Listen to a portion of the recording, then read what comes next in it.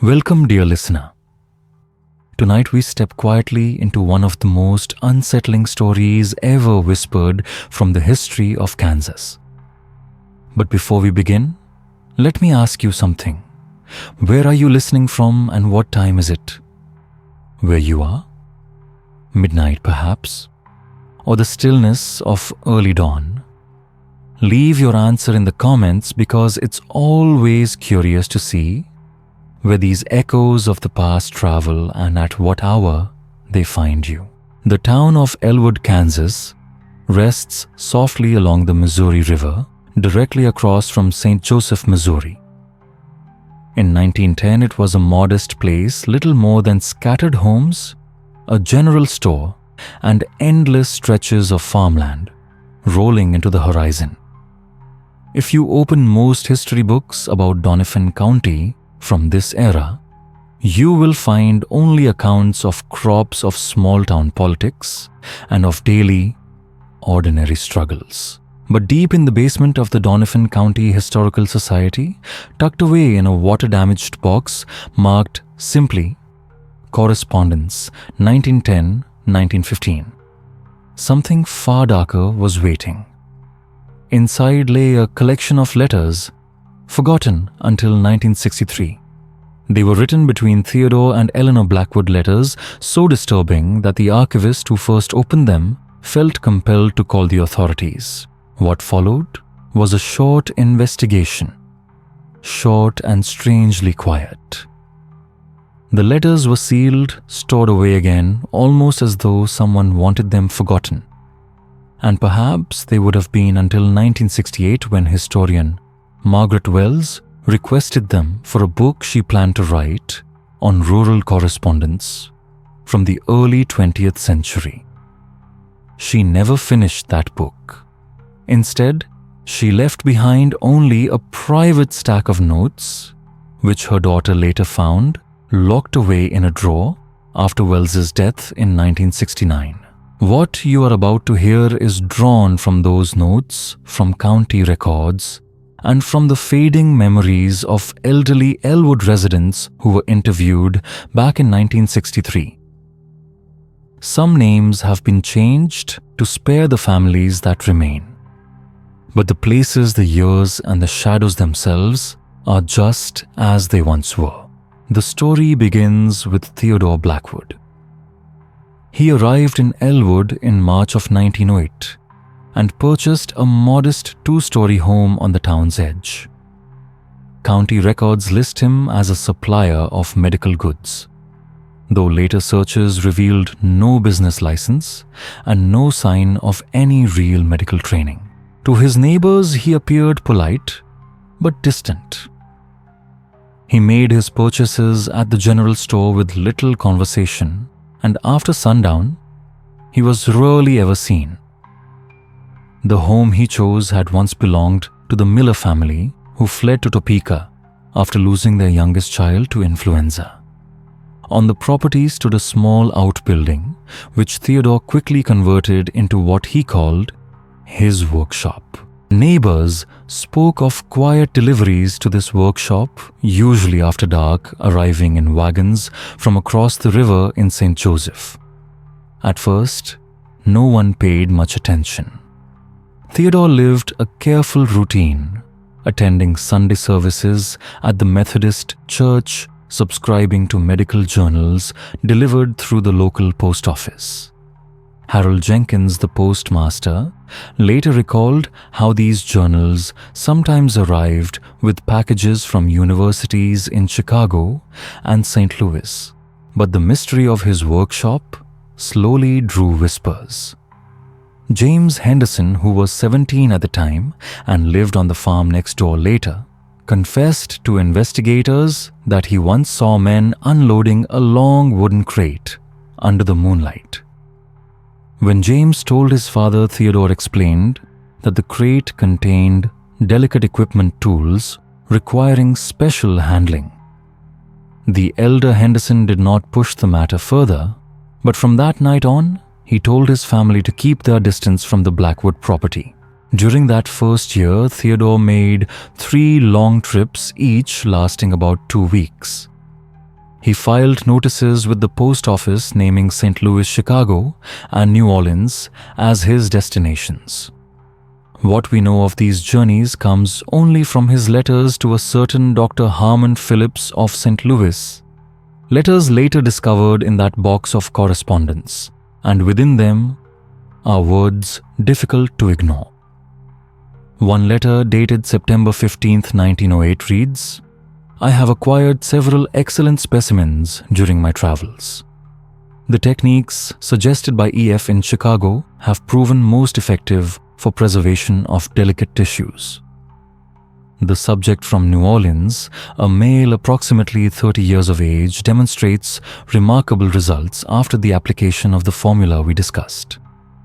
I have documented the process thoroughly and will share my findings when next we meet. But here is where the shadows grow deeper.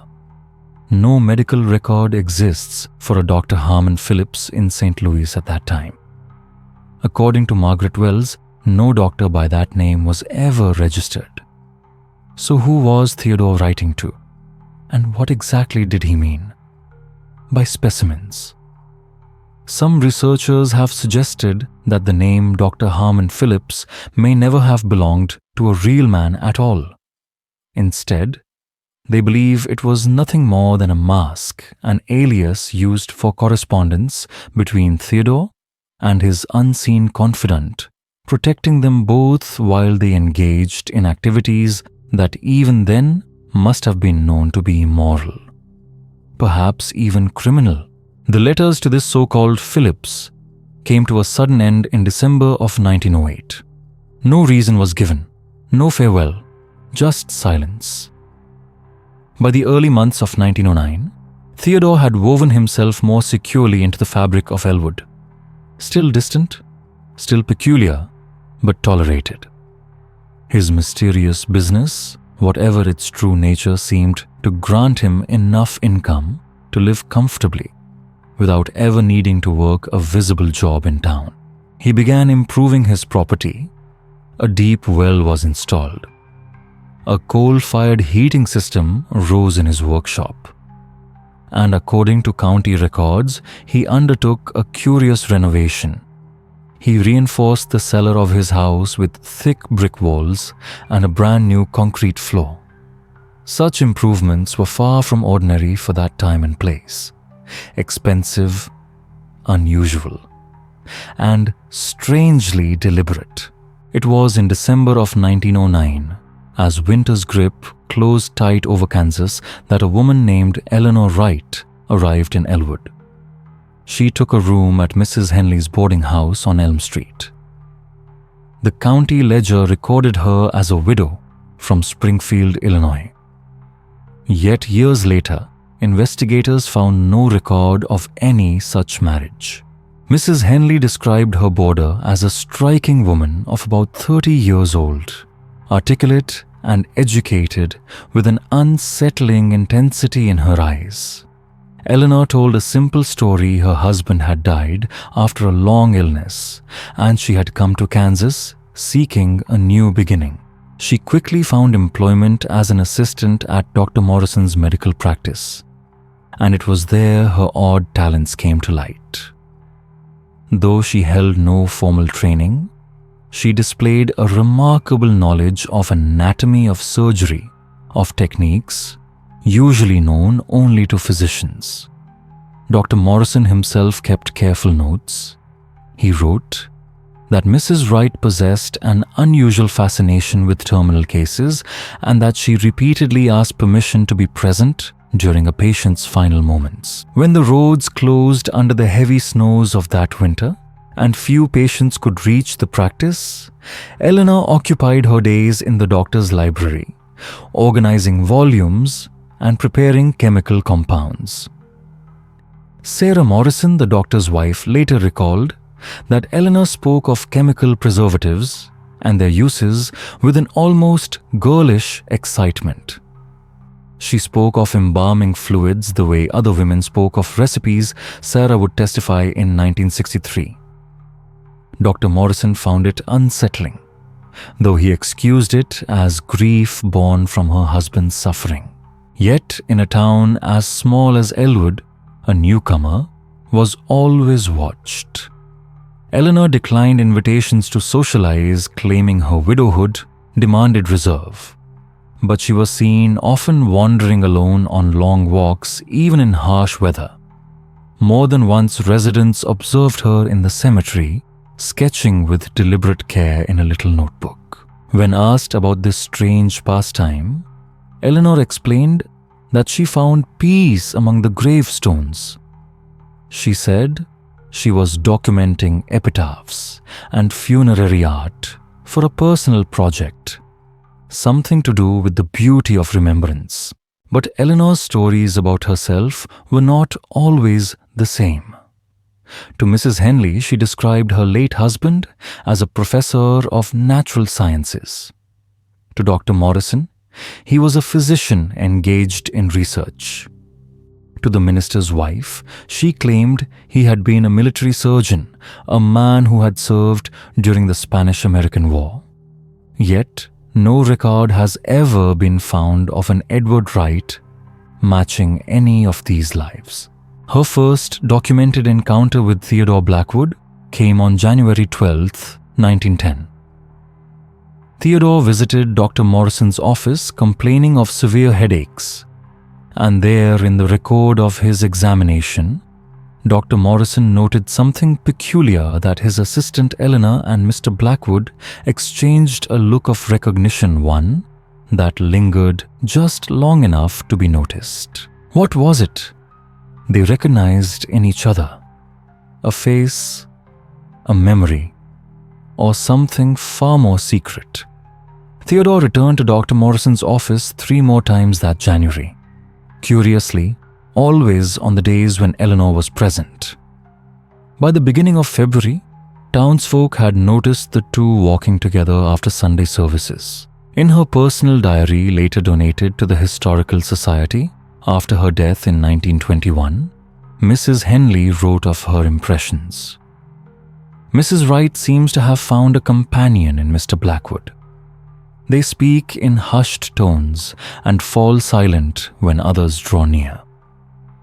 There is something in their manner that unsettles me, though I cannot name it. The nature of their bond remains a matter of speculation. No evidence has ever surfaced to suggest that Theodore and Eleanor had known one another before she arrived in Elwood. And yet, their surviving correspondence reveals something immediate, something deep. A recognition of shared interests, hidden proclivities, and unspoken kinship that blossomed almost at once. The first letter discovered between them is dated February 18th, 1910.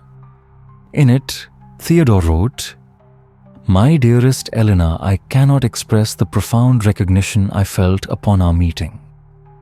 To find another soul who understands the beauty of stillness, the perfection of the final moment, is beyond what I had hoped for in this life. Your words regarding your late husband's passing stirred in me a kinship I have long sought. I believe we have much to discuss regarding our shared appreciation for what others fear to acknowledge." He hinted at his collection and at a desire to show it to her when the moment was right. Eleanor's reply, dated February 22nd, 1910, was badly damaged by water, but parts remain readable. "Dear Theodore, your letter stirred in me emotions I thought forever buried with my Edward. To speak openly of matters I have kept hidden so long is both terrifying and exhilarating. I too have sensed our kinship from our first meeting. There is a recognition that passes between those who have glimpsed beyond the veil that separates most people from the true understanding of beauty in its perfect form. I would be honored to view your collection. Perhaps it will inspire me to share my own modest treasures preserved these many years." By March of 1910, Eleanor had left Mrs. Henley's boarding house and taken up residence in a small cabin about half a mile from Theodore's home.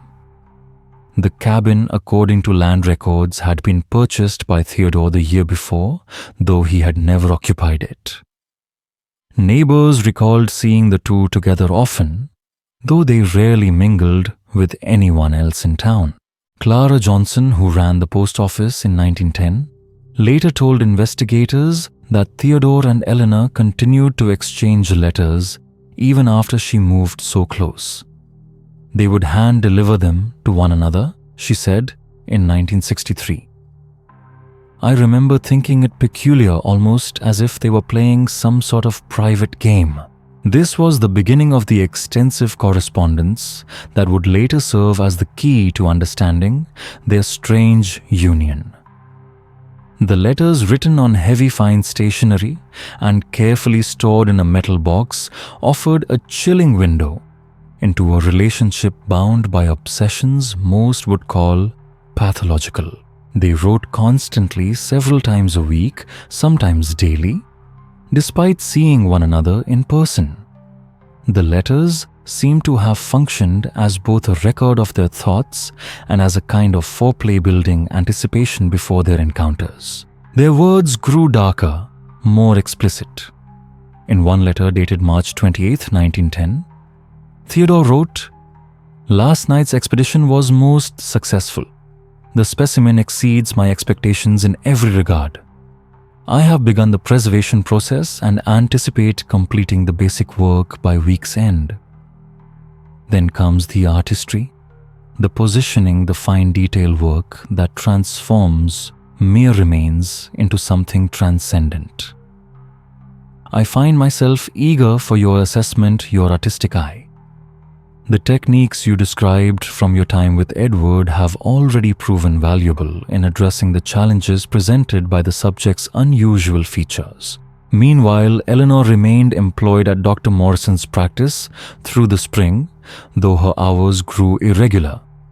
She requested to work primarily with elderly patients and the terminally ill. Dr. Morrison, perhaps too trusting, assumed her comfort with such cases was the natural outcome of tending to her late husband. But what no one in Elwood realized was that Eleanor was documenting those patients in precise detail. She recorded the progression of illness, the transformations of the body as death drew near. Notes she later shared with Theodore in letters that grew ever more intimate, ever more disturbing.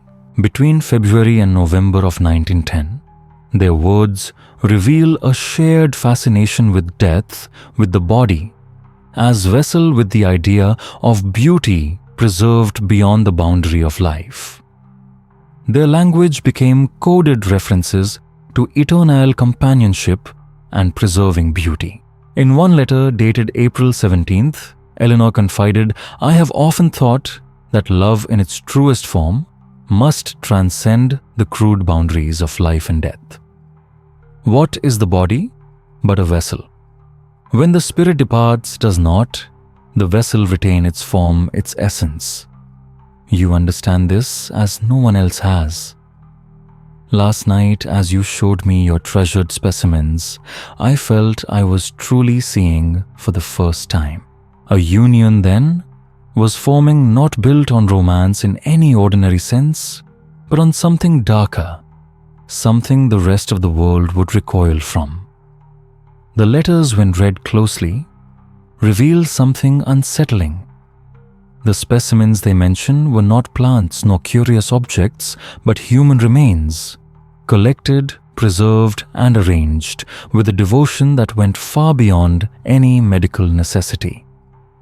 Theodore's little workshop, hidden away at the edge of his property, was not stocked only with scalpels and glass jars. According to Wells's notes drawn from both the letters themselves and later testimony, it housed a gallery of preserved human fragments. Theodore, it seems, considered himself more than a mortician's apprentice. He had developed methods of embalming and preservation that he believed surpassed the ordinary practices of his time. His letters describe techniques both clinical and strangely reverent. the careful bathing of tissues in arsenic, compounds, the layering of formaldehyde in solutions of differing strength, alcohol tinctures chosen with precision, each substance selected as if it were paint on the palette of an artist. Where had this work begun? The trail leads back to his previous post, an unnamed funeral home thought to be in a town called St. Blue, though the records are incomplete. There, Theodore started with small things, almost tokens of finger and ear. But the collection grew larger, bolder. And when suspicions rose when too many bodies prepared for burial seemed to bear his tampering, Theodore quietly departed, choosing Elwood as his refuge. In Eleanor, he found not only a confidant, but a partner. Her letters tell of knowledge gained through sorrow during her husband's long decline and death. She wrote of soft tissues, of the delicate art of maintaining live-like coloration. And there is one passage, chilling in its intimacy, where she confesses, "I kept him with me for 17 days after his last breath. Each day I washed him with alcohol and applied preservatives with my limited skill. When at last they took him from me, I felt as if part of myself had been torn away. Until I met you, I believed no one could understand this devotion. But did this husband Edward Wright ever exist? No death certificate has been found in Springfield, nor in any nearby town. Wells and others have wondered if Eleanor's so-called husband was instead a patient. She once nursed a man she tended in his final days, and after the end could not bring herself to release. Her sudden departure from that place, she admitted, came only when questions turned too sharp and the authorities drew near. By the spring and summer of 1910, her bond with Theodore had deepened. Their letters grew more daring, describing midnight walks among the gravestones, what Theodore called their conversation with the peaceful residents. But more disturbing still were the hints of new acquisitions.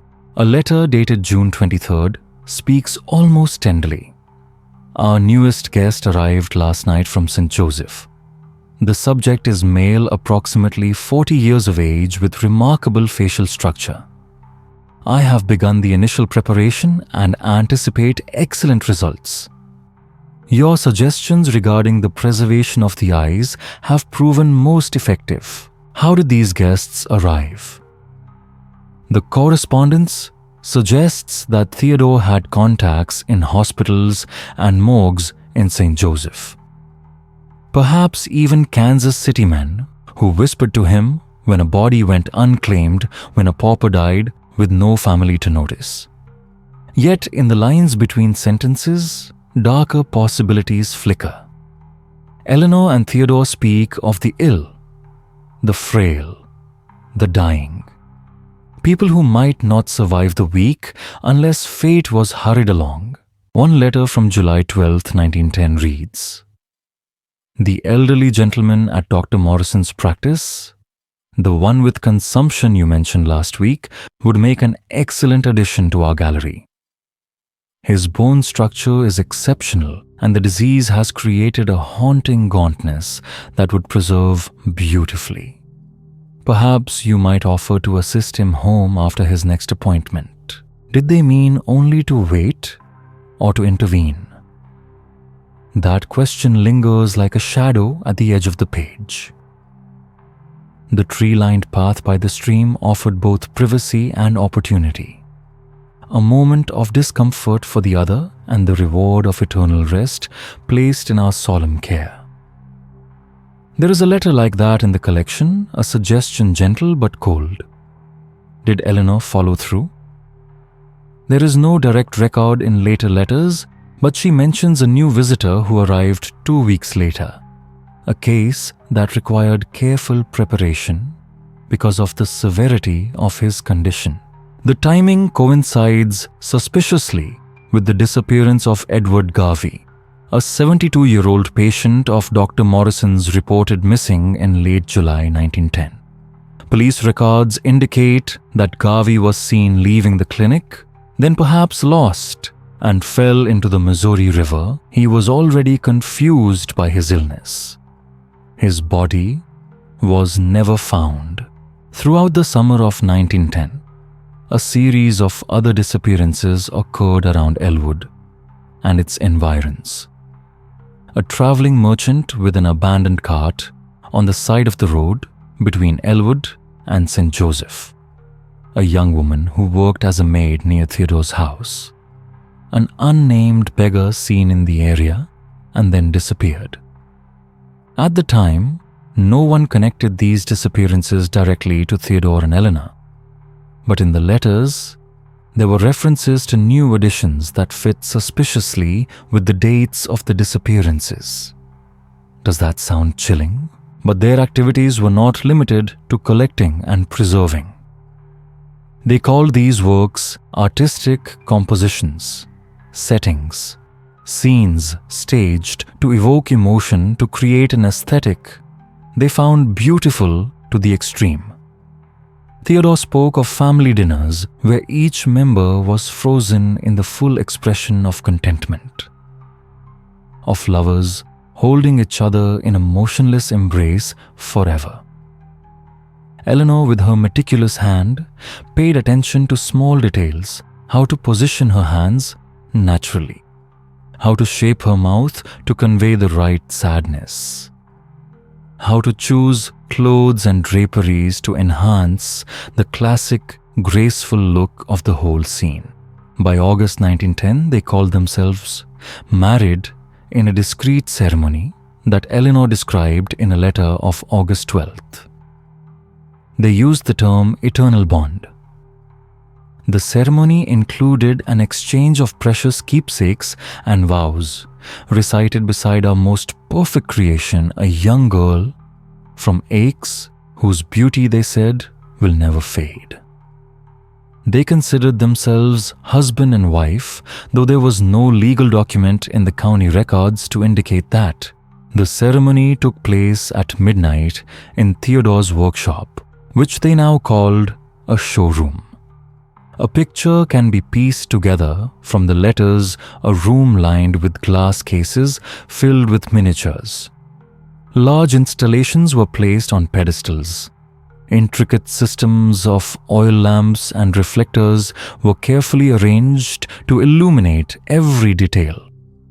Every corner was lit so that a face or hand was highlighted like a living statue. The young girl from Aix, who testified to their oaths, seemed to be the mummified corpse of a woman in her 20s. They described her as possessing a quiet beauty that was beyond life. Her face was solemn, her hands folded as if in prayer. The description matched the story of Catherine Miller, 23, who disappeared from Aix in April 1910 while visiting relatives in St. Joseph. Despite a frantic search, including wading through a river, no trace of her was found. Can you imagine that gallery silent, still filled with frozen faces waiting? After their marriage, their correspondence shows that things escalated both in the range of their actions and the depth of their feelings. They began to discuss their ultimate plans for each other, how to preserve the bodies of the living from the deterioration of flesh and bone, so that they would be together forever beyond the porous boundaries of life. For them, it was the ultimate expression of their philosophy of death and preservation. What prompted the archivist to alert the authorities in 1963 was another aspect of the letters, their own death pact.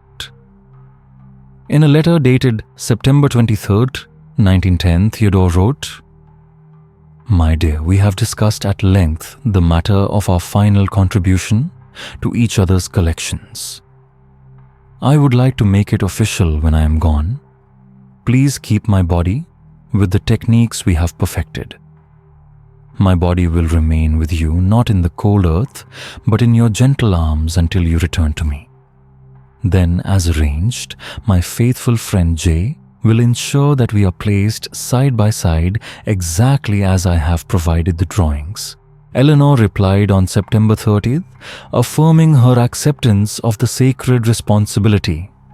I accept this sacred duty and entrust the same trust to you, should you live before me. I have updated my will, though worded delicately enough not to attract the attention of the police. These lines remain as a cold oath on paper, a pact between two souls who chose each other in the dark, promising an eternal closeness that the outside world can hardly understand. What do you think when you read this? Can love turn into something else so bitter and abnormal? The chemicals and tools needed all were hidden in a secret compartment in the east corner of the workshop. Jay, the loyal partner, had been paid handsomely to keep the matter under wraps and assist when the time came. But who was Jay? Wells's notes were limited to speculation. He might have been Jonathan Pruitt, a recluse who lived along the Missouri River and occasionally did odd jobs around Elwood. The census records confirmed such a man, but no direct connection to Theodore or Eleanor was ever established. Pruitt had been questioned by St. Joseph police several times in 1905-1915 on suspicion of grave robbing, but lacked evidence and was never convicted. Locals described him as simple, quiet, not particularly dangerous, but no one knew much more. Wouldn't a reclusive, quiet man be the perfect ally for dark secrets? As autumn progressed, the tone of the letters began to change. Hints of anxiety and urgency mingled with the usual passion.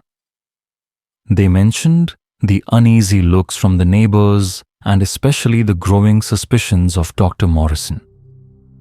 In a letter dated October 8, 1910, Eleanor wrote, Dr. M asked directly today about the missing bottles of formaldehyde and carbolic acid.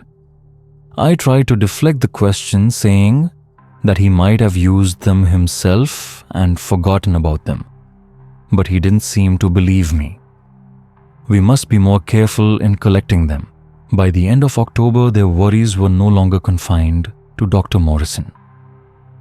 Theodore wrote of strange movements around the house at night and of the curious presence of James Henderson, a neighbor's farmer's son who was lurking near the mill. If he should happen to see the gallery, Theodore wrote the consequences would be dire. I have locked all the doors and drawn the blackout curtains even during the day. The final letters carried a pulse of urgency. In early November 1910, they spoke bluntly of unwanted attention and their fear of being scrutinized by doctors. On November 15th, Theodore sent the last letter in the collection. My dear, we must hasten our plans. Dr. Morrison's question about the stolen chemicals is too specific to be evaded. Furthermore, the investigation from St. Joseph into the Potter boy cannot be ignored. We have arranged our departure. Take only the essentials and your most valuable samples. The rest must be buried or destroyed. Meet me at midnight Thursday at the agreed place.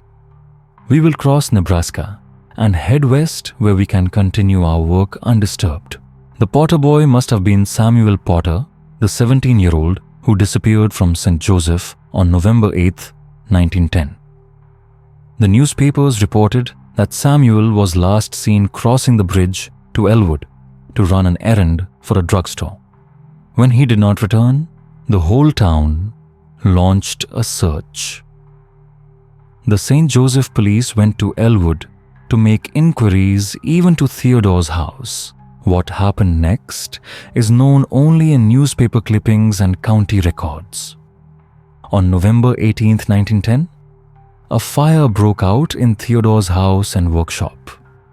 The Troy chief reported that the flames lit up the sky and that the efforts of the villagers were stopped by repeated explosions, probably from chemicals in the warehouse.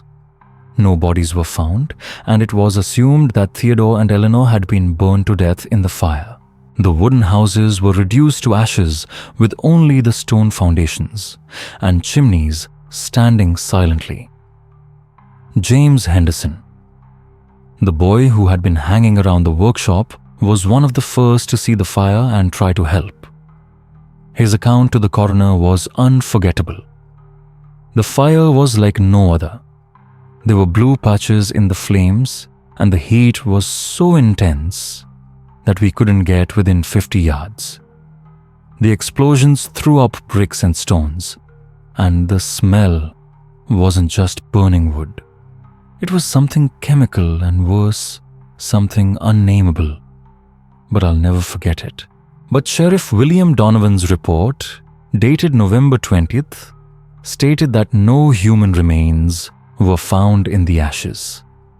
And so another theory opened up that Blackwood and the woman named Wright might have left before the fire consumed everything. Did they die in the fire or disappear into the darkness, taking their secrets with them to another land? What do you think? The sheriff's report also recorded something curious. Specimens of an unidentified nature recovered from the ruins. They were sent to medical examiners in Kansas City, yet after that transfer, no official documentation ever appeared again.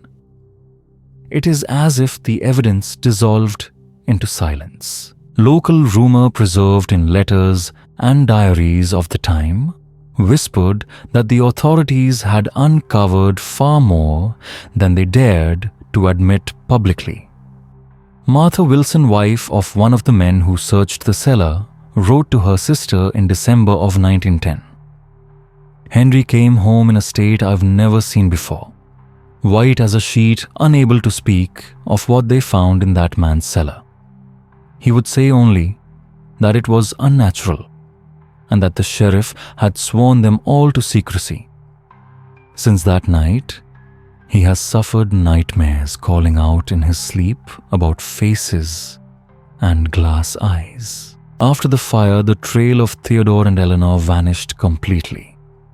No death certificates were issued, and no mention of them under those names appeared again in Kansas or in neighboring states.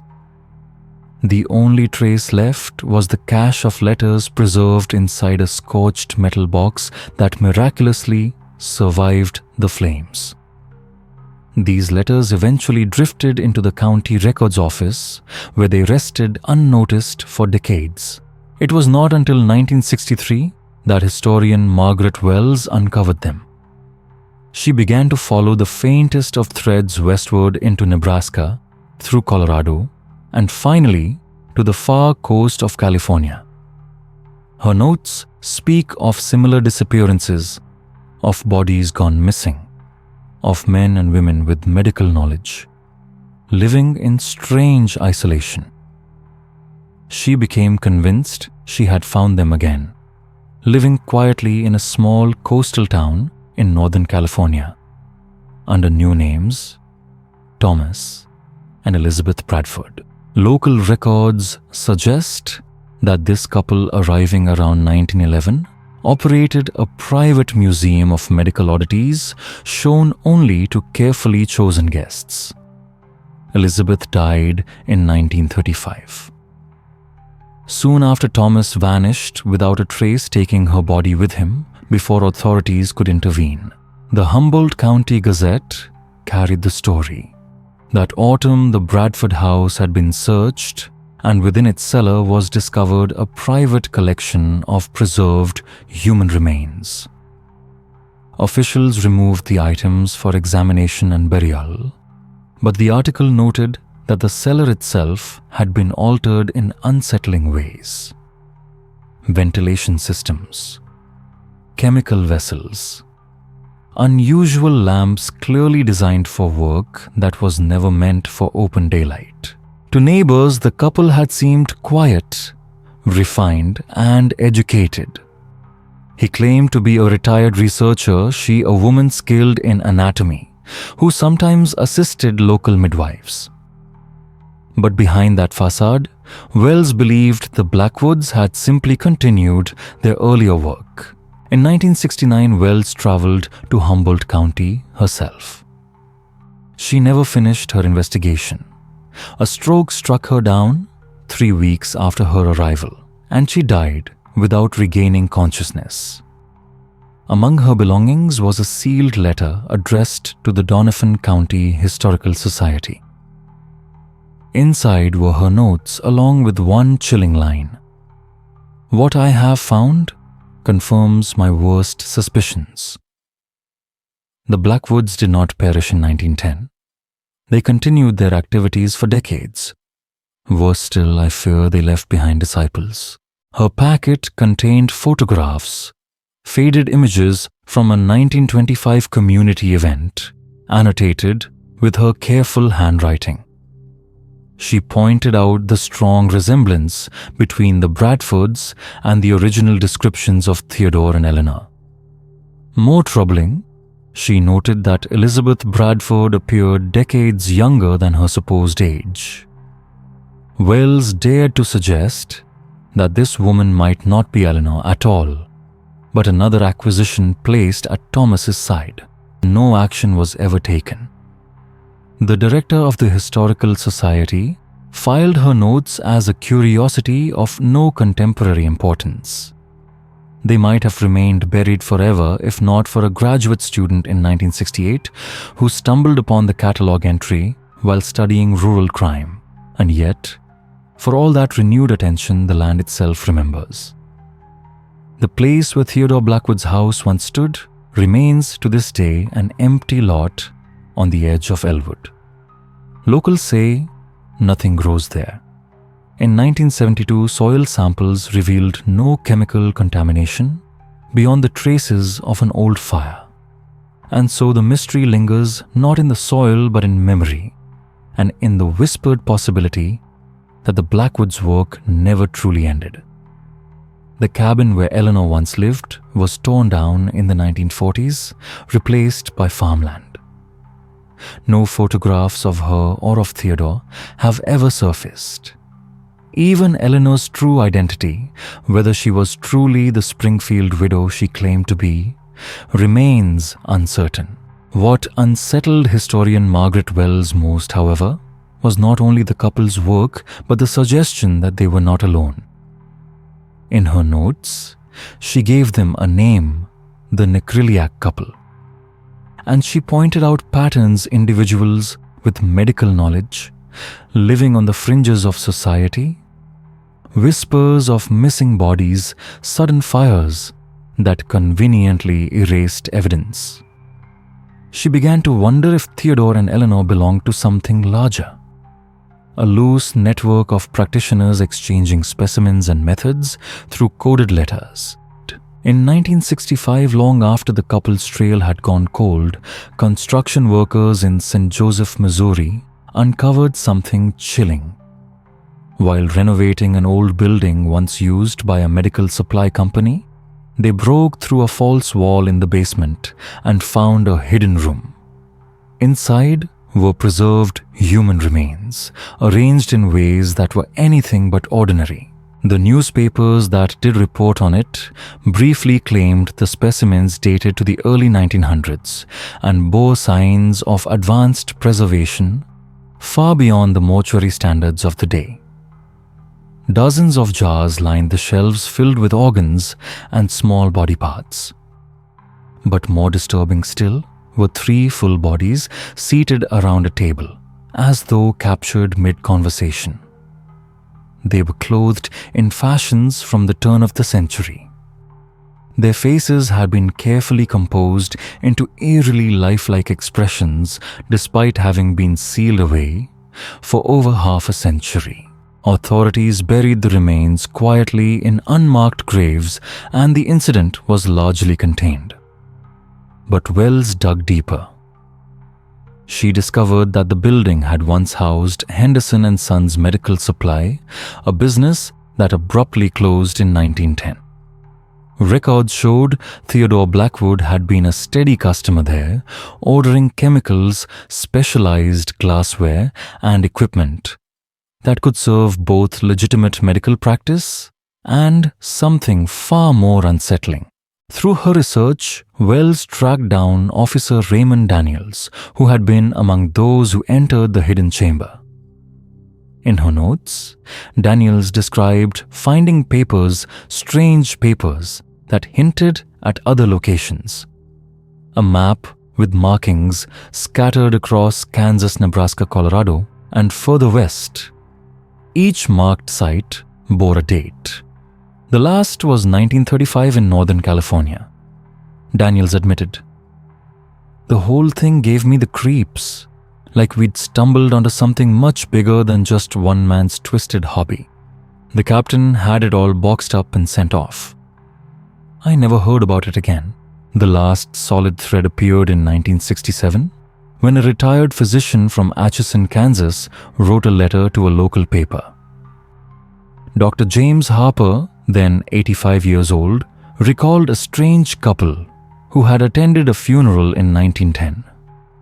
He remembered them standing apart from the mourners, watching with an intensity that unnerved him. The woman quietly sketched in a notebook. 3 days later, the grave was found disturbed and the body gone. Dr. Harper said he reported it to the sheriff, but nothing came of it. Seeing an article on historic crimes decades later stirred the memory so strongly that he felt compelled to speak. Wells interviewed him the following year. His description was chillingly precise. The man tall, well-dressed, with a beard so perfectly trimmed it looked almost theatrical. The woman striking not in beauty, but in presence, her skin unusually pale. Her gaze sharp and penetrating. They carried themselves with confidence as if they belonged among the educated and refined. Yet, no one at the funeral knew them. After the service, Harper recalled, they lingered moving slowly among the gravestones, pausing longest at the newest burials. When Harper approached to introduce himself, thinking perhaps they were distant relatives, the couple turned abruptly and left. And with that, they disappeared into memory, another fleeting sighting of a pair who never should have existed. The grave, later found disturbed, belonged to Catherine Miller, a young woman whose beauty, even in death, had not faded. Dr. Harper's account of the mysterious couple at her funeral aligns chillingly with descriptions of Theodore and Eleanor, and the timing corresponds with their letters referencing the Ake's beauty, who would become central to their private marriage ritual. If true, this offers one of the only verifiable links between their writings and real events. Taken together, the letters, Margaret Wells's meticulous notes, and the scattered reports that surface across decades, they form only fragments of a larger, deeply unsettling picture. The Blackwoods were bound not just by affection but by a macabre obsession that blurred the lines between love, death, and possession. As Wells herself observed, some truths once glimpsed cannot be unseen. What makes their case so disturbing is not merely what they did, but the fact that they found in each other a perfect counterpart.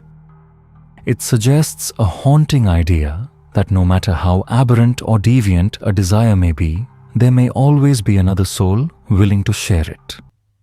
In that sense, theirs was a love story, the most terrifying kind.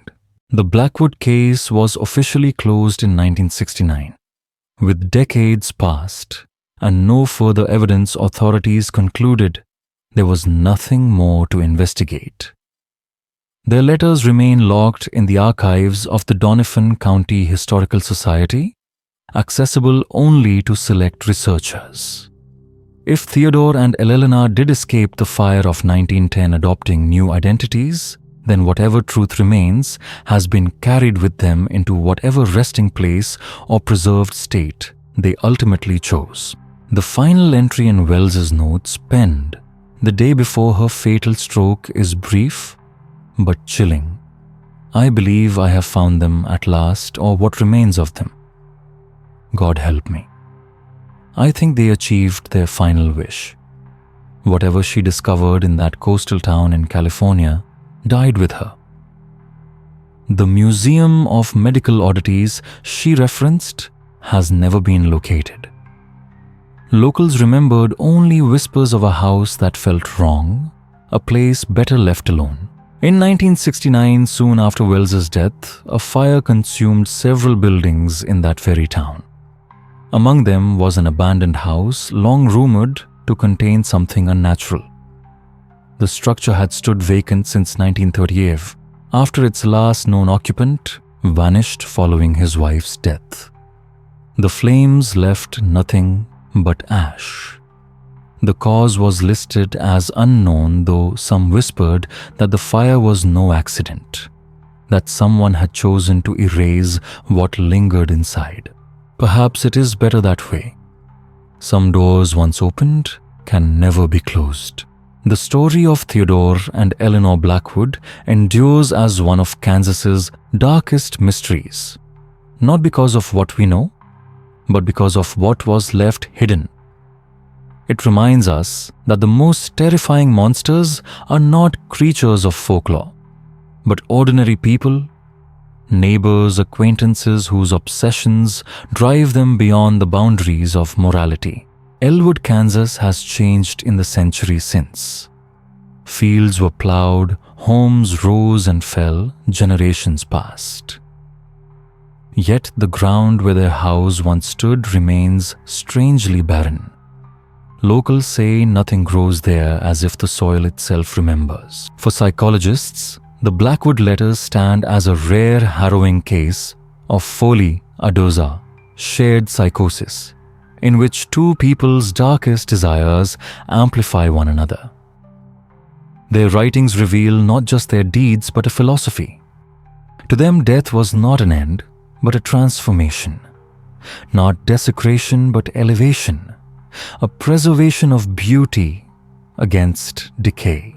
As one historian noted in 1968, the most frightening aspect was not the acts themselves, but how unremarkable the couple seemed. They attended services, conversed, politely conducted business, all while harboring thoughts that would horrify their neighbors. It leaves us with an uneasy question. How many others walk quietly among us, wearing masks of normality? Their inner worlds unfathomable.